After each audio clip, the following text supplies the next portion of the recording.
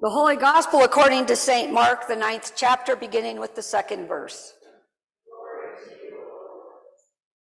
Mark's Gospel presents the Transfiguration as a preview of what would become apparent to Jesus' followers after he rose from the dead. Confused disciples are given a vision of God's glory manifest in the beloved Son. Here's the Gospel reading. 6 days later, Jesus took with him Peter and James and John and led them up a high mountain apart by themselves, and he was transfigured before them. And his clothes became dazzling white, such as no one on earth could bleach them. And there appeared to them Elijah and Moses, who were talking with Jesus. Then Peter said to Jesus, "Rabbi, it is good for us to be here. Let us make 3 dwellings, one for you, one for Moses, and one for Elijah." He did not know what to say, for they were terrified. Then a cloud overshadowed them, and from the cloud there came a voice, "This is my Son, the beloved. Listen to him." Suddenly, when they looked around, they saw no one with them anymore, but only Jesus. As they were coming down the mountain, he ordered them to tell no one about what they had seen until after the Son of Man had been risen from the dead. The Gospel of the Lord. You may be seated.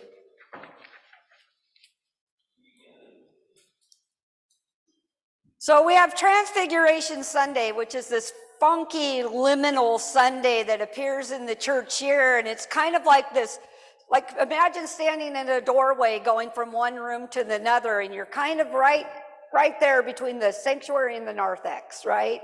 And it's like we go from Advent and Christmas and Epiphany, where it's all fun and games and, presents and wise men and stars and angels. And then after Wednesday, it's all, oh my gosh, I have to feel bad about how much of a sinner I am and how much chocolate I eat, or, how much money I give to Starbucks or Black Horse or wherever we tend to go to. And we stop to think about those little petty things that we do, and we make promises that for the next 40 days we won't do this, that, or the other.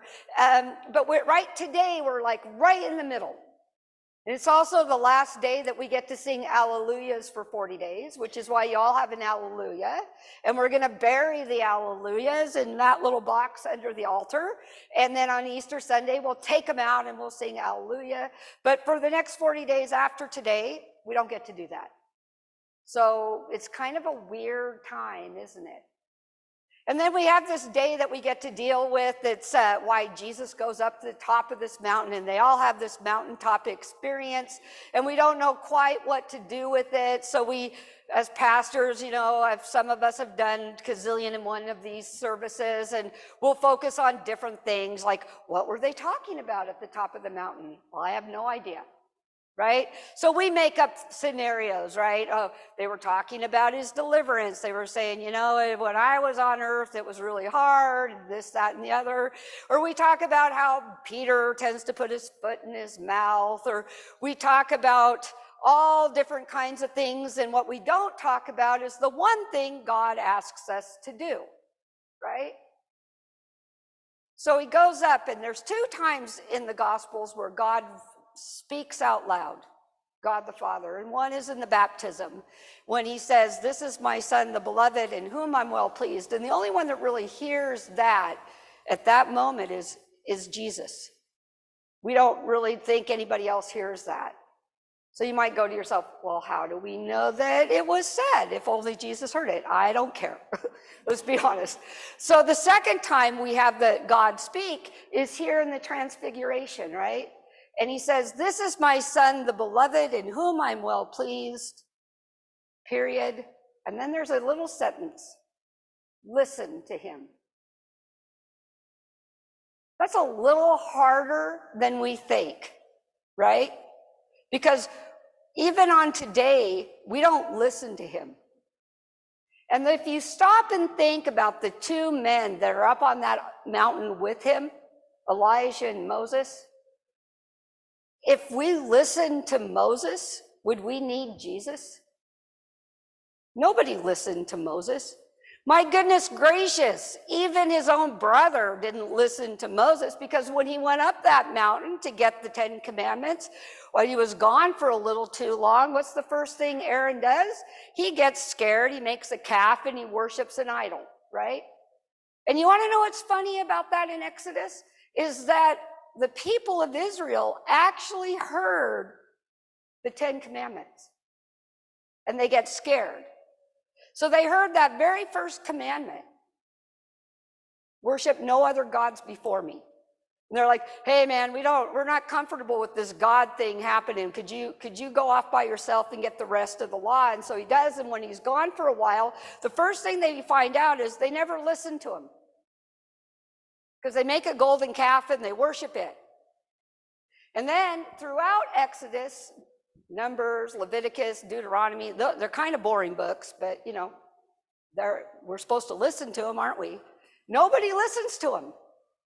He gets so frustrated that nobody listens to him, and they start begging, oh, we need water, we need food, and he gets mad and he strikes something, and because he didn't listen to God himself, he doesn't get to go to the promised land because nobody listened.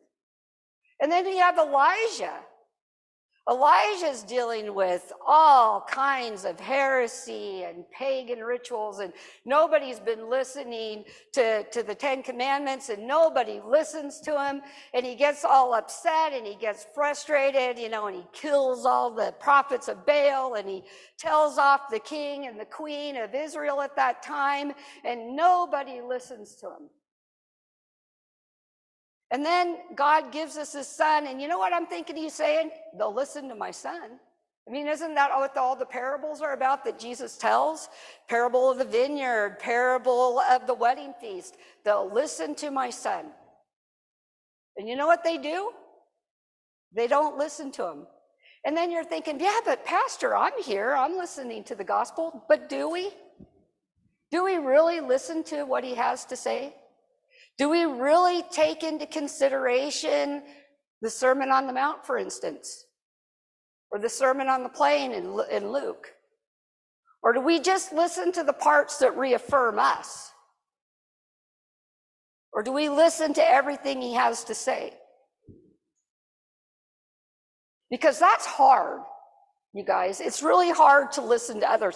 Think about even in your own relationships. I just moved with my husband. I did not listen to him at all. Because any of you ever load a U-Haul with your spouse? You quit listening, don't you? Right. That's kind of the same thing. I love him, of course, and he loves me, and he quit listening to me a long time ago too. But you know what? That's what a congregation is. A congregation is a group of people who all actually love each other, but we have a hard time listening to one another. We actually have a hard time not just listening to one another, but listening to one another with Christian love. And that's why I've decided, you know, with the council and with the Adult Forum, that we're going to do Life Together by Dietrich Bonhoeffer, because it teaches us to listen to one another. We're on a journey here together, you guys. We really are. To make Mount Carmel be a presence, a transfigured presence in SLO. A transfigured presence of Christ for one another, a transfigured presence of Christ for our greater community, a transfigured presence for Christ for the Lutheran Church, to be transfigured together. We're called to do that, but we have this little problem. We don't listen very well.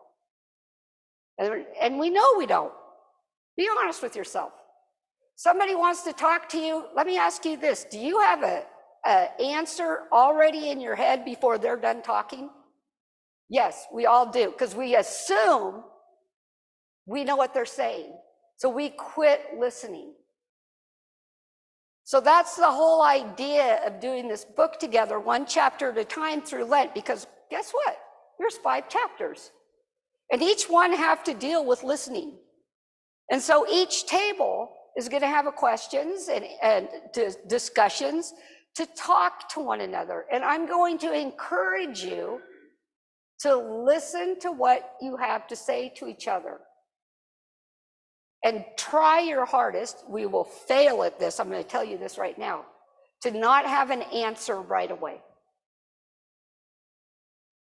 Because that's kind of our human nature. I mean, look at Peter. Peter has an answer for that transfiguration. We're going to build booths. He's like, shut up, Peter. Listen. I know it's brutal to say that, but Peter never shuts up and he never listens. Nobody does.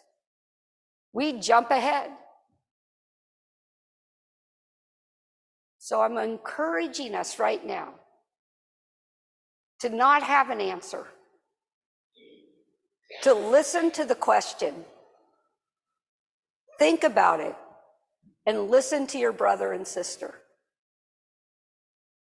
That's what all of these texts today have in common. It's an encouragement to listen, because it's in community that we have answers. It's in community where 2 or 3 are gathered together. Who's there? Christ.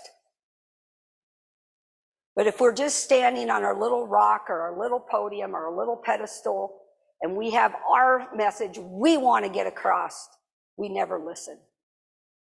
We never hear it. And I'm also going to encourage you that for the next 40 days before we hear Alleluia again, to listen to the Spirit. Listen where it's guiding us. Listen what direction it's taking us in. Because once we kind of get on the same page, you guys, beautiful things happen. We're given a little foretaste when Jesus comes down that mountain and he tells them, don't tell anybody anything until after he rises from the dead. This is the first mention that Jesus is going to die on the cross. And they don't even hear it. We know it. So let's listen. Let's listen to what God has to tell us. Let's listen to what each of us have to say. And from that listening, let's forge something beautiful based on Christ together. Amen.